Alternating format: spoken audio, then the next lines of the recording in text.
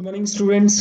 Today we are going to understand next two sums from accounting ratios and analysis. Sum number 10. From the following information of M Limited, calculate debt equity ratio. The formula for debt equity ratio equals to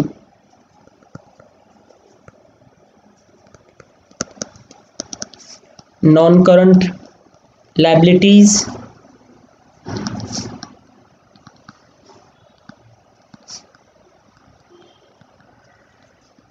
divided by shareholders funds.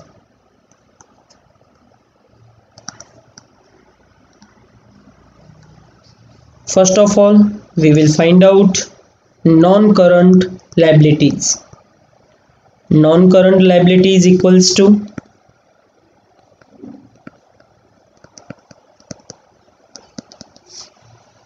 long-term liabilities plus long-term provisions.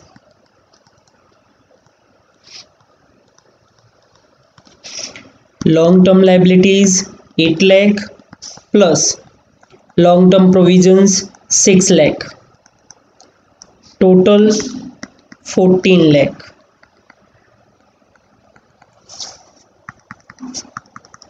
Non-current liabilities equals to 14 lakh. Then we will find out shareholders funds.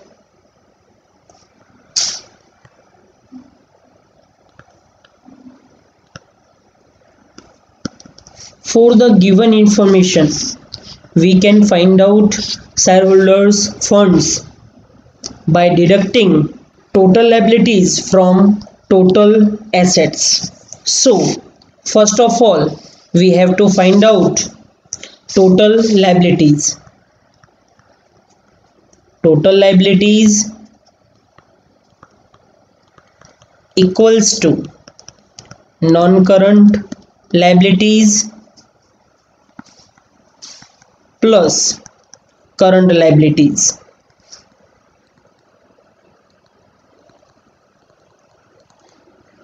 Non-current liabilities we have found out 14 lakh plus current liabilities are given 4 lakh 50,000. So total will be 18 lakh 50,000. Then now we can find out shareholders funds equals to total assets minus total liabilities.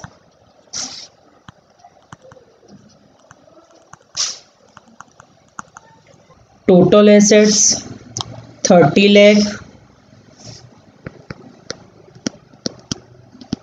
minus total liabilities 18 lakh 50,000. So 30 lakh minus 18 lakh 50,000, we will get 11 lakh 50,000 shareholders funds. Then we will put this amount, this and this, in the formula.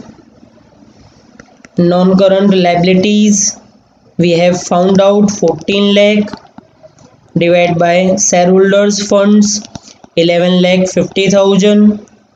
14 lakh divided by 11 lakh 50,000, we will get 1.22. Then 1.22 ratio 1.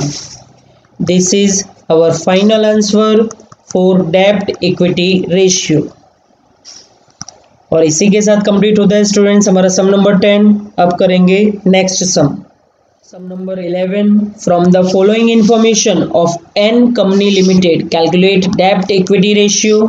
So the formula for डेब्ट equity ratio equals to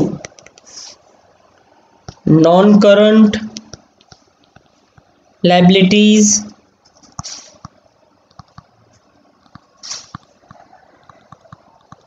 divide by shareholders funds.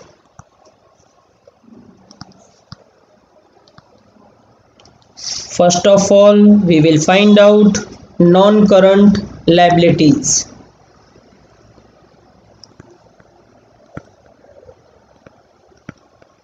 Equals to, from the given information, we can find out non-current liabilities by deducting current liabilities from total liabilities. Total liabilities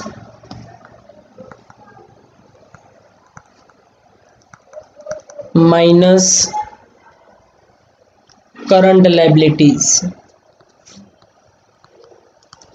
and here we have to find out current liabilities also. Current liabilities equals to creditors, bills payable and outstanding expenses.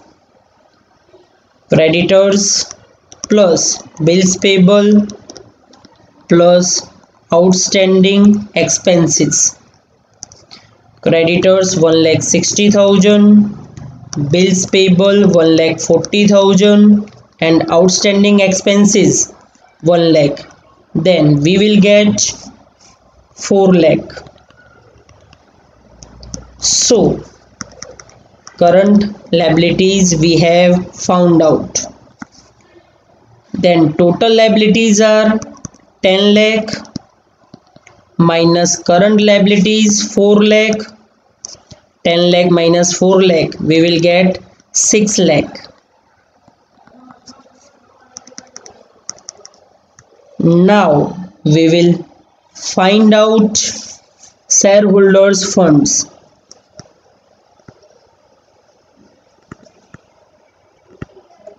Equals to, now from the given information, shareholders funds equals to total assets minus total liabilities.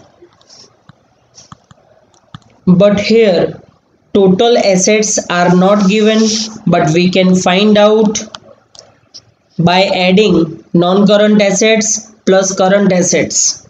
We will get total assets. So total assets equals to non-current assets plus current assets.